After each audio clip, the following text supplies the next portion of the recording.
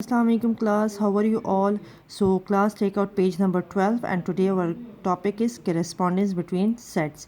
Two sets A is equal to 1 2 3 and B is equal to A B C are said to be one-to-one correspondence if each element in A can be paired with a single member of B and vice versa.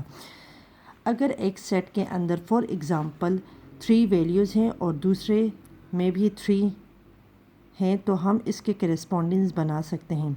कैसे बना सकते हैं? ये बना ए के साथ, 2 बना B के साथ एंड 3 बना सी के साथ।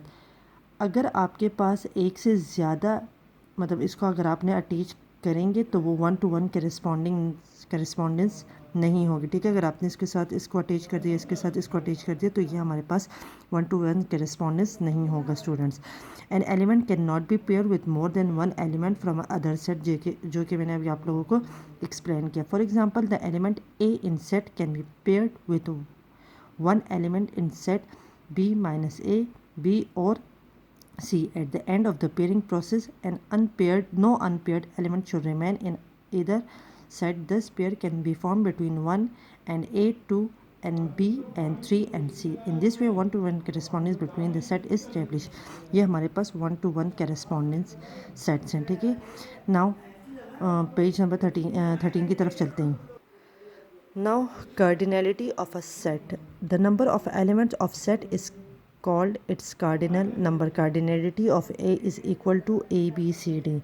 अच्छा, इसमें ये है कि एलिमेंट्स के अंदर जितने मेंबर्स आ रहे हैं उनको आपने काउंट कर लेना। इसके अंदर कितने मेंबर्स आ रहे हैं? 1 2 3 4। So the answer is 4। तो कार्डिनलिटी ऑफ सेट हमारे पास ये होता है। Now symbols use in set. Let us look at the meanings of some symbols. Is equal to symbol and meaning is equal to, for example, 1 2 3 5 1 2 5 and 5 1 2 sets with exactly the same members. इनके अंदर same members मौजूद हैं। ठीक है, तो ये हमारे पास equal set हुआ। इज़ नॉट इक्वल टू, अब यहाँ पे देखें 1 2 5 है एंड यहाँ 1 2 4 है। अगर तो यहाँ पे 5 होता तो ये हमारे पास इक्वल सेट होता, बट यहाँ पे इक्वल सेट नहीं है। क्यों? क्योंकि यहाँ पे हमें 4 गिवन है, तो is not equal to. Third are equivalent sets. ये इसके सैम्पल है, ये इसके मीनिंग है और फिर इसकी एग्जांपल है। अब यहाँ पे क्या है? X Y Z and 1 2 3 sets with the same number of elements. मतलब 1 2 3 है, 1 2 3 तो इसके सेम नंबर्स ऑफ एलिमेंट्स हैं। 4 इज़ अ मेंबर ऑफ। इस सैम्पल का क्या मतलब है? Is a member of. अब देखें 3 is a member of this sets, है कि नहीं है? क्यों? क्योंकि इस सेट के अंदर हमारे पास 3 मौजूद है, तो हम कहेंगे कि ये बात ठीक है। Is not a member of. अब देखें ये हमारे पास सेट है, इसके मेंबर्स कौन कौन से? 0 1 2। अब इसमें 3 मौजूद है, नहीं मौजूद, तो इसका मतलब is not a member of. ठीक है स्टूडेंट। फिर इज़ द एम्प्टी सेट और द नल सेट। तो यहाँ पे इसका ये सैम्पल है और ये इसका मीनिंग है और ये है कि हमारे पास ये एम्प्टी सेट होते हैं। इट हैज़ नो मेंबर्स, इसमें कोई मेंबर्स मौजूद नहीं होते। देन ये सैम्पल और इसका मीनिंग है is a subset of.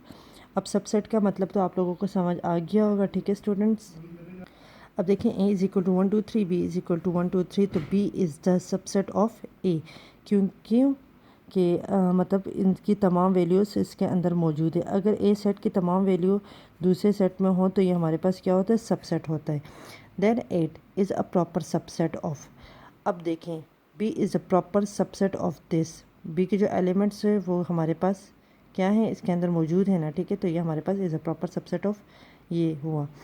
Such that, ये हमारे पास सैम्बल, ये हमारा उसका मीनिंग, ये हमारे पास इसलिए यूज़ होता है। X such that X is a day of the week.